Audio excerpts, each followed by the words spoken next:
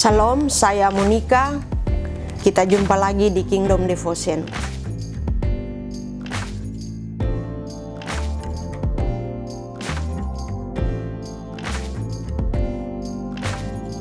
Tema daripada renungan kita pada hari ini yaitu Natal membawa pengharapan baru. Setiap orang di muka bumi ini tentunya memiliki harapan. Terlepas dari apapun keadaannya, apapun latar belakangnya, secara manusia dia pasti memiliki harapan. Harapan untuk masa depan yang lebih baik. Harapan agar karirnya meningkat, pekerjaannya lebih baik. Harapan untuk sembuh dari sakit. Mungkin ada yang sakit saat ini, tentunya dia akan memiliki harapan agar dia memperoleh kesembuhan. Dan masih banyak lagi harapan yang ingin kita capai. Firman Tuhan dalam Roma 15 ayat 12 berkata demikian. Dan selanjutnya kata Yesaya, Taruk dari pangkal Isai akan terbit untuk memerintah bangsa-bangsa, dan kepadanya lah bangsa-bangsa akan menaruh harapan. Yang dimaksud di sini adalah Yesus Kristus itu sendiri. Firman Tuhan ini dengan jelas mengatakan bahwa bangsa-bangsa itu benar-benar menaruh pengharapan hanya kepada Yesus.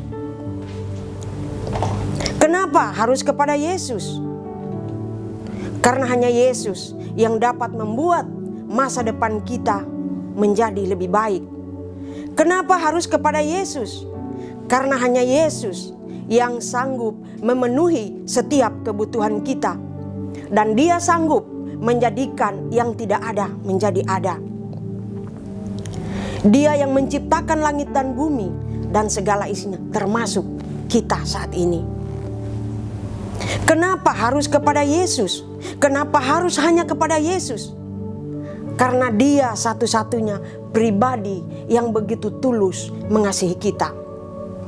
Di dalam Yohanes 13 ayat 16 berkata demikian. Karena begitu besar kasih Allah akan dunia ini, sehingga Ia mengaruniakan anaknya yang tunggal, supaya setiap orang yang percaya kepadanya tidak binasa, melainkan beroleh hidup yang kekal. Yesus Kristus lahir ke bumi itu sebagai bukti bahwa Dia begitu mengasihi kita. Dia sungguh sangat mengasihi kita. Dia tinggalkan tahta sucinya, turun ke bumi karena untuk mengasihi kita, bentuk kecintaannya kepada kita umat manusia. Oleh karena itu, jangan kita pernah berhenti berharap kepada Yesus. Dia adalah Allah yang setia. Dia adalah Immanuel, yang berarti Allah beserta dengan kita. Oleh karena itu, tetaplah berpengharapan hanya kepada Yesus. Dia yang menyertai kita di tahun ini, Dia pula yang akan menyertai kita di tahun-tahun yang akan datang.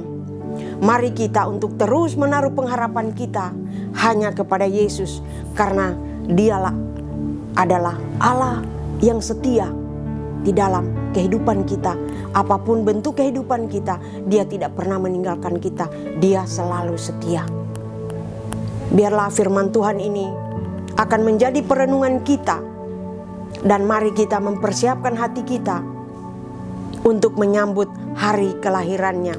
Dan semoga damai Natal akan menghiasi kehidupan kita hari ini sampai tahun-tahun yang akan datang. Mari kita satu dalam doa, kita berdoa. Terima kasih Tuhan, terima kasih Yesus. Firman-Mu yang sudah kami dengar, firman-Mu yang sudah kami pelajari Tuhan, memberi kami kekuatan, memberi kami pengharapan, mengingatkan kami, mengajarkan kami.